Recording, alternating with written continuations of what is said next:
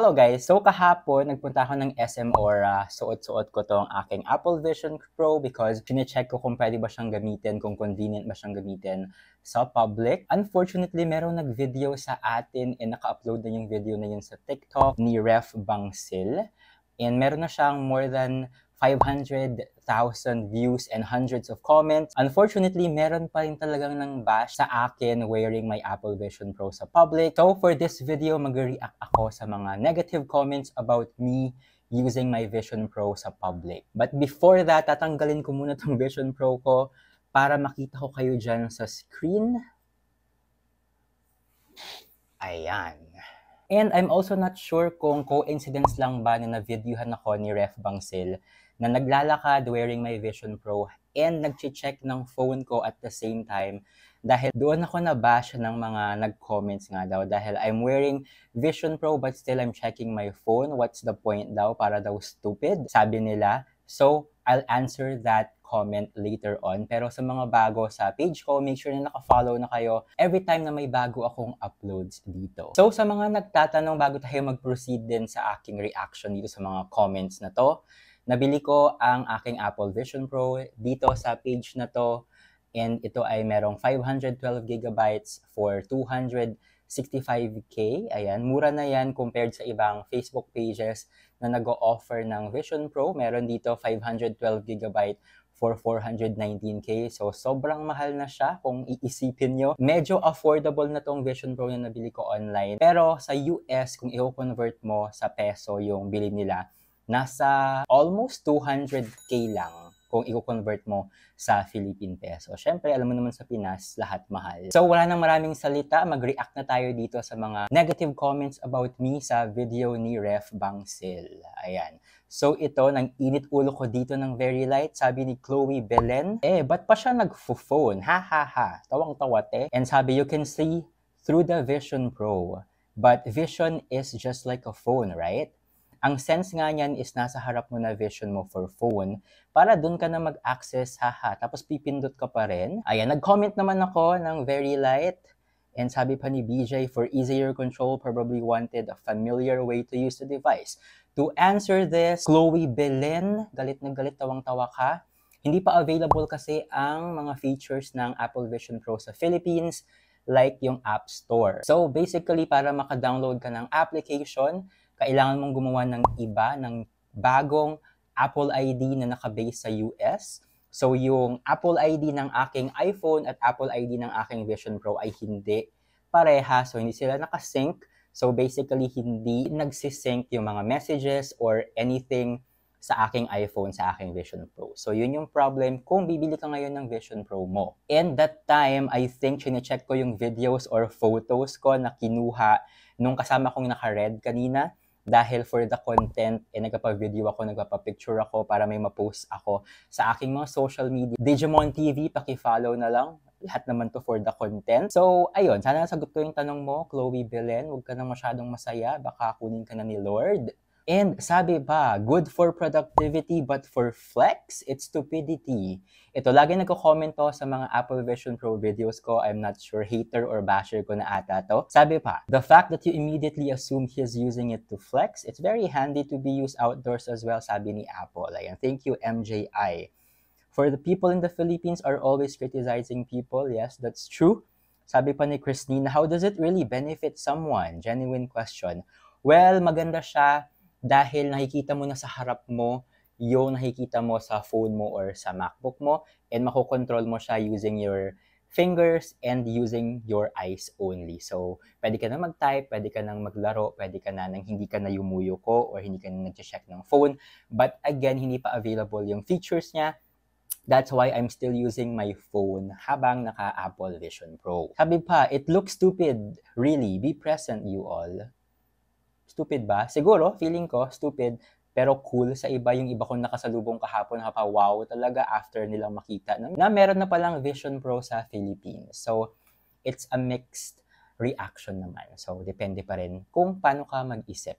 Siguro I'm low-key flexing dahil parang wala pa ako nakikita naka-Vision Pro sa public. So, ayun. And for the content as well, dahil I am a content creator sa TikTok, sa YouTube, and sa Facebook, and kumikita ako ng pera kapag nagva-viral ang aking mga videos. So, mabawi ko man lang yung pinambili ko ng Vision Pro, di ba? Why not? And at the same time, I'm also checking if comfortable ba siyang suotin habang nasa public, kung nakakakita ka ba, kung maliwanag ba, kung aware ka pa rin ba sa paligid mo, kung mabigat ba sa ilong dahil nagpa-rhino ako, or kung magagamit ba yung features while walking. So, chinecheck ko lahat dahil gumagawa ako ng reaction or review sa mga videos ko about Apple Vision Pro. So, ayun. Sana that answered your question. So, sabi pa ni Jay Dera, I find this quite sad. Imagine talking to people, buying stuff, and have it on parang may separation with reality, di na makatingin sa mata. Actually, this is so true. Bumili ako sa Starbucks kahapon ng coffee wearing my Apple Vision Pro and medyo parang hindi ako sanay nang nakatingin ako sa mata nung barista or nung cashier. Tapos nakatingin siya sa akin, parang walang connection at all. So medyo nakaka-off yung ganon. Preferred ko pa rin na merong eye contact even though nabibili ka lang ng coffee or bibili ka lang ng kahit ano. So this is true, Jay Dera. Sabi pa ni Christina, present si Christina, right? The fact that people are already facing their phones all day and they want it even onto their eyes. True. Sabi pa, because they have money, advanced technology make some people happy, lol. Rich people things, I guess. Maybe. Sabi pa, not in the near future. Apple Vision Pro is too expensive. Only the rich and most likely content creators will purchase this. Which is true. Dahil, ayun nga, mahal talaga siya. Kung sa US, nasa almost 200K, sa Philippines, nasa 265 pataas ang price netong Apple Vision Pro. Sabi pa ni Rich Chocolate, is that Moy, yung PA third celebrity ni Piolo? Hehe. Ayan, actually, hindi po siya si Moy, siya si Ate Colby, and sobrang daming tawa niya nung nabasa niya tong comment na to dahil kamukha niya talaga si Moy.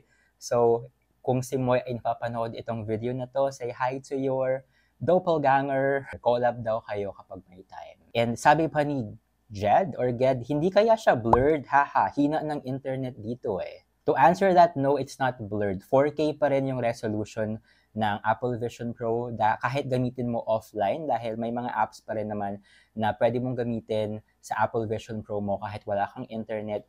And sa akin, sa SM Aura, I'm using my Globe phone and it's 5G. Okay naman, mabilis naman siya, search pa rin naman ako online nang walang problem, but it's not blurred. And sabi pa ni Ray Monoleo, so yung feature niya is to watch YouTube lang and movie. Wala pa talaga siyang killer app as of the moment.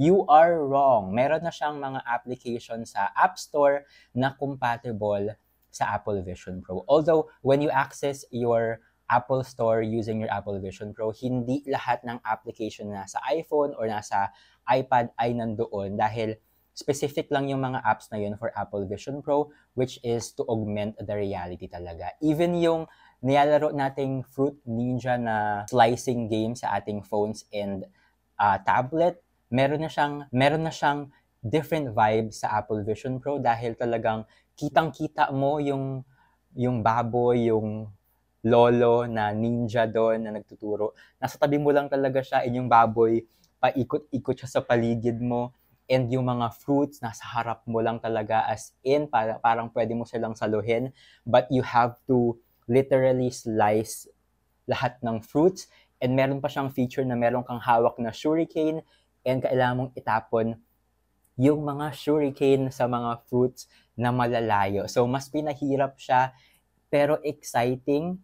And hindi ko pa na-explore yung other games, pero more than hundreds na ang application dito sa App Store. So, Raymond Noleo, you are definitely wrong. Hindi lang siya pang YouTube, hindi lang siya pang movie. So, ayun lang naman for this video. Yan lang naman yung mga comments na medyo tumatak sa akin, and I think kailangan kong gawin or sagutin yung mga questions nila. And I think one thing I realized dito sa Pilipinas ay kahit anong gawin mo, mabuti or masama, meron pa rin talagang masasabi yung mga kapwa mo Pilipino. I'm not sure if inggit or crab mentality, ayaw kong tawagin ganyan. Pero still, meron talagang masasabi at masasabi. Diba? Naglakad lang naman ako sa video while enjoying kung ano yung binili kong Vision Pro, but still, diba, parang ang dami ng side comments, and yung iba medyo below the belt na, That's why I created this video. So, ayun lang naman. How much more kung nakita niyo akong nakaupo and nagkukukurot, nagsaswipe-swipe sa ere while using my Vision Pro or while typing sa mga message ko, di ba? Baka kung ano pa yung masabi nyo. And if you have questions about Apple Vision Pro, comment down below or you can message me. And huwag niyo din kalimutang i-follow ang aking pages, aking social media para maging updated kayo every time na mag-upload ko ng bagong vlog. Yun lang naman. Thank you so much for watching and stay safe. Bye-bye for now.